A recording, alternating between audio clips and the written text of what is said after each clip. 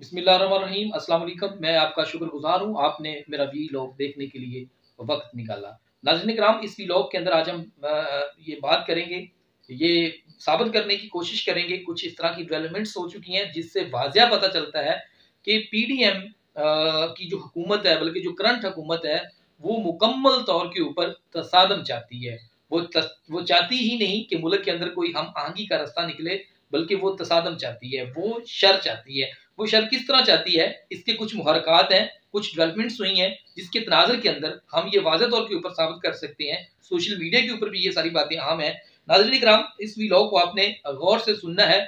बात शुरू होती है, सुप्रीम कोर्ट ने ऑर्डर पास किया है स्टेट बैंक को कि जनाब आप जो है वो 17 डेट को फंड रिलीज करें।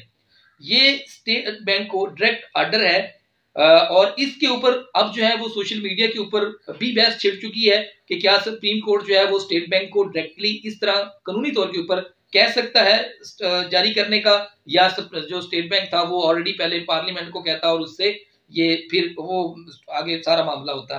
तो सुप्रीम कोर्ट को ऐसा करना चाहिए था या नहीं करना चाहिए था, इसके ऊपर तो एक कानूनी बहस है, एक अलहदा बहस है। लेकिन कानूनी तालिब इल्म होने के नाते जो मुझे इल्म है कि आर्टिकल 224 वाज़िह है कि 90 दिन के अंदर इलेक्शन होने हैं। 90 दिन से हम एक्सटेंड नहीं कर सकते और सुप्रीम कोर्ट यही कोशिश कर रही है कि किसी तरीके के साथ 90 दिन में इलेक्शन को कराया जाए और ये जो आर्टिकल है इसकी लाज रखी जाए। जो करंटली हुकूमत है, जो मौजूदा हुकूमत है, जो पीडीएम की हुकूमत है, वो ये चाहती है कि किसी भी तरीके के साथ इलेक्शन नहीं होने देने, चाहे जो मर्जी हो जाए। इसके लिए हमें आइन को, कानून को भी रोंदना पड़े तो हम रोन दें, और कानूनी जो रास्ता है उसके अंदर भी हमें कोई रुकावट डालनी पड़े तो हम डाल सकते हैं। नाज़रीन किराम, सुप्रीम कोर्ट 90 दिन में इलेक्शन चाहती है और इसी तनाज़ुर के अंदर उन्होंने डायरेक्टली अब स्टेट बैंक को कह दिया कि जनाब 17 डेट को जो है वो इलेक्शन कराएं, अब फंड दें और उसके बाद आगे फिर इलेक्शन का मामला होगा। तो इसके ऊपर जो सबसे अहम सवालात है वो जन्म लेते हैं कि क्या स्टेट बैंक ऐसा करेगा या नहीं करेगा, और उसके बाद इसके ऊपर हुकूमत का क्या रिएक्शन नाज़रीन किराम आएगा। तो यहां से वो कहानी शुरू होती है।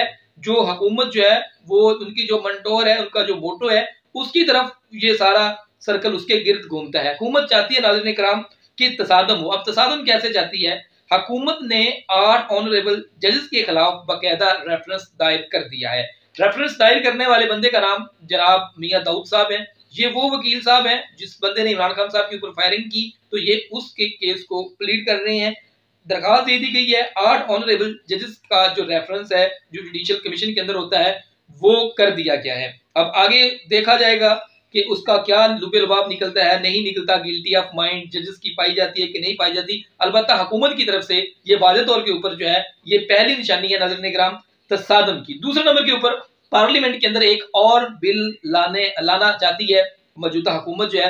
वो बिल नाज़रीन किराम ये है कि अपील सुनने वाला बेंच, जो जिस बेंच ने फैसला करना है सो मोटो के हवाले से, उससे बड़ा होगा। और उसके अलावा जो बंदा इस केस को प्लीड कर रहा है, इस केस को कंटेस्ट कर रहा है, वो भी तब्दील हो सकता है। सुप्रीम कोर्ट के अंदर नाज़रीन ये प्रैक्टिस चली आ रही है कि जो बंदा आपका केस सुप्रीम कोर्ट के अंदर रिप्रेजेंट कर रहा होता है, उसी के थ्रू ही अपील जो है वो अगर करनी है तो उसी के थ्रू होती है, उसमें वकील चेंज नहीं किया जाता। लेकिन जो मौजूदा हुकूमत है वो ये बिल लेके आना चाहती है। ये भी वाजिया, जिस तरह उन्होंने पहला बिल लेके आया उसके ऊपर 8 रुकनी बेंच ने स्टे जारी कर दिया, अब ये नया बिल लेके आना चाहते हैं। डेफिनेटली ये जुडिशरी को फिर उसी हवाले से लेके आना चाहते हैं। मतलब आप इसको सिंपली कह सकते हैं कि ये दूसरा इंदिया है हुकूमत की तरफ से वाजिया तसादम का।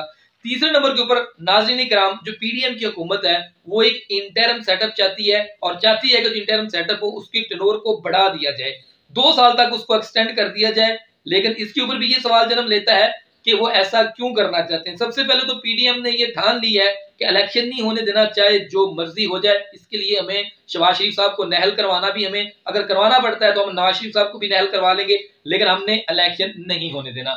लेकिन ये इंटरम सेटअप क्यों लेके आना चाहती है, इसके पीछे भी 3-4 बातें हैं। सबसे पहली बात नाज़रीन किराम ये है कि मुल्क के अंदर जो माशी सूरत हाल है, जो दिन ब दिन डॉलर बढ़ रहा है और मुल्क के अंदर महंगाई की जो इब्तर सूरत हाल है वो आ रही है, वो इसका जो सारा वजन है वो इंटरम सेटअप के ऊपर डालना चाहते हैं। और खुद वो पीडीएम के वो ओपोजिशन में जाना चाहता है कि वो जिस तरह इमरान खान ओपोजिशन के अंदर अब है, उस वक्त जो हुकूमत होगी वो भी ओपोजिशन में चली जाएगी। और ये जो आए दिन हुकूमत गंदा हो रही, क्योंकि ये लोग तो आए थे मुल्क में बेहतरी लाने के लिए, इमरान खान साहब ने बहुत ज्यादा जो है वो मुल्क का सत्यानाश कर दिया था, लेकिन इन लोगों ने इमरान खान की निस्बत से ज्यादा सत्यानाश कर दी और अब ये जो तबाही है इसको इंटरम सेटअप के जिम्मे लगा के तीसरी चौथी बात ये है कि अवाम के अंदर एक नया बयानिया कैप्चर करना चाहते हैं, क्योंकि इनके बर्डन सर के ऊपर बहुत ज्यादा है, ये क्या करने आए थे, क्या करने बैठे हैं। और चौथे नंबर के ऊपर इमरान खान की नाज़रीन किराम जो मकबूलियत है ये इनको रात को सोने भी नहीं देती। ये उससे बहुत ज्यादा खाइफ है, बहुत ज्यादा डरे हुए हैं, बहुत ज्यादा परेशान है। ये चाहते हैं कि कोई थर्ड पार्टी हुकूमत में आ जाए, हमें कोई मसला नहीं, ये ओपोजिशन में बैठ जाएंगे, लेकिन इलेक्शन नहीं चाहना, क्योंकि इलेक्शन होगा, इमरान खान आएगा, इनके फिर केसेस खुलेंगे, इनका फिर एहतसाब होगा, ये फिर मामला में पड़ जाएंगे। तो ये ऐसा नहीं चाहते और ये अवाम में इत्मीनान बहाल करना चाहते हैं। इस हवाले से भी कुछ इंटरनल जो हमारे सोर्सेज हैं वो हमें बताते हैं, इस तरह की खबरें भी आती रहती हैं कि इंटरम सेटअप कर के आना चाहते हैं, जिसको टेन्योर को एक्सटेंड करेंगे। ये अब हुकूमत में बिल्कुल नहीं रहा। ये भी चाहते हैं कोई इस तरह का कोई बहाना बन जाए कि हम हुकूमत से उतर भी जाएं और हमें जो है वो एक सक्सेस भी मिल जाए, अवाम के अंदर हमारा एक कैप्चर भी, एक बयानिया भी कैप्चर हो जाए।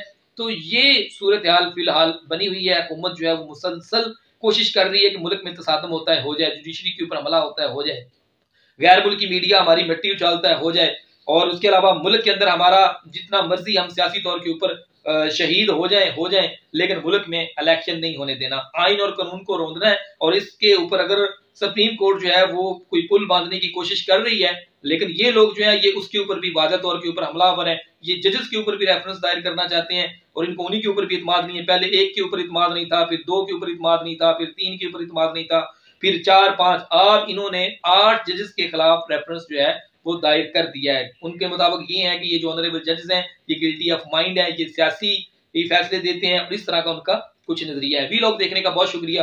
अगले फिर किसी व्लॉग में आपसे मुलाकात होगी। अल्लाह हाफिज।